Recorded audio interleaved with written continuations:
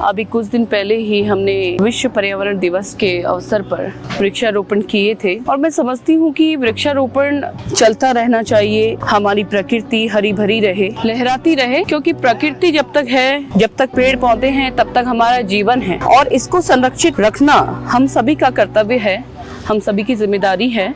तो आज इसी लक्ष्य को, इसी सपने को साकार करने के लिए आज हमने वृहद वृक्षारोपण का एक कार्यक्रम आयोजित किया, जिसमें आज हमने सैकड़ों पेड़ यहाँ पर लगाए हैं, जिसमें नीम का पेड़ है, पीपल का पेड़ है, हरड़ का पेड़ है और साथ में ऐसे अनेकों पेड़ जैसे आम, जामुन, इस तरह के पेड़ों का हमने यहाँ पर सभी के सहयोग से वृक्षारोपण किया है। कई संस्थाओं ने हमें सहयोग किया है, समाज के कई लोगों ने हमारे साथ यहाँ पर इन वृक्षों को लगाने में मदद की है। तो मैं समझती हूँ कि आज ये हमारी सभी की जिम्मेदारी है कि हम लोग अपने आसपास, अपने घरों में, जहाँ भी हमें जगह मिले, हमें ये वृक्ष लगाने चाहिए और इनकी देखभाल होती रहे, उसके लिए भी हमें व्यवस्था करनी चाहिए। वृक्षारोपण हमने सभी के सहयोग से सहस्त्रधारा रोड सिद्धेश्वर मंदिर के प्रांगण में, उसके नजदीक वाली भूमि पर लगाया है। इनका ध्यान भी हमने सभी से आग्रह किया है कि सभी लोग समय समय पर आ करके, और स्वयं मैं भी यहाँ पर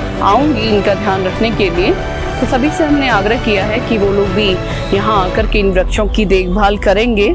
और सभी के सहयोग से, देखिए समाज में हम लोग कुछ भी काम करते हैं तो सभी के सहयोग से ही ये संभव हो सकता है। आज ये संभव हुआ है, यहाँ पर हमने सैकड़ों पेड़ लगाए हैं और सैकड़ों पेड़ों का वितरण भी किया है, जिसमें अनेकों छायादार वृक्ष हैं। छायादार वृक्षों के साथ में फल फूल वाले पौधे हैं जो हमने यहाँ पर लगाए हैं और वितरण किए हैं। इसी तरह से मैं कहना चाहूंगी कि हमारे आसपास में जहाँ भी हमें जमीन मिलती है तो हम लोग वहाँ पर वृक्षारोपण कर सकते हैं। समाज के लोगों को, अपने आसपास के लोगों को, वॉलंटियर्स को, हमारे जो विभिन्न संस्थाएं हैं उनके सहयोग से हम लोग वृक्षों को लगा सकते हैं।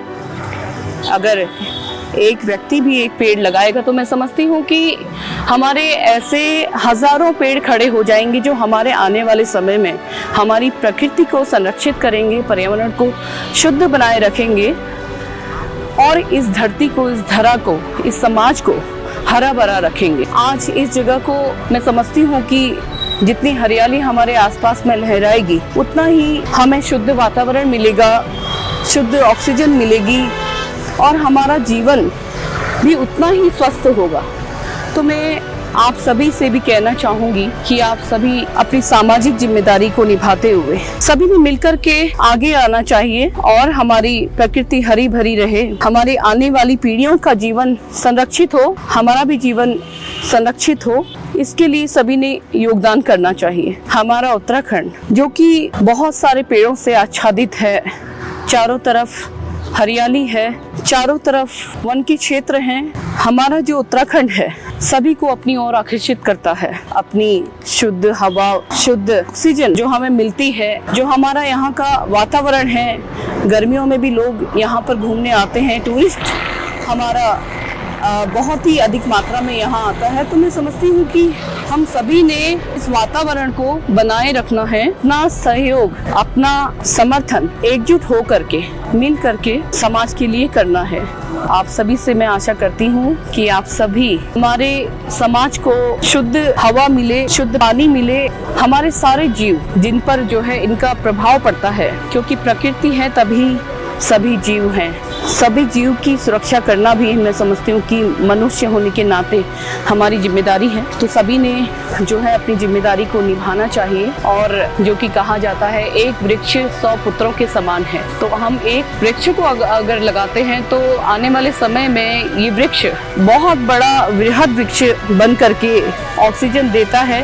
तो ये ऑक्सीजन कई सैकड़ों लोगों को मिलती है।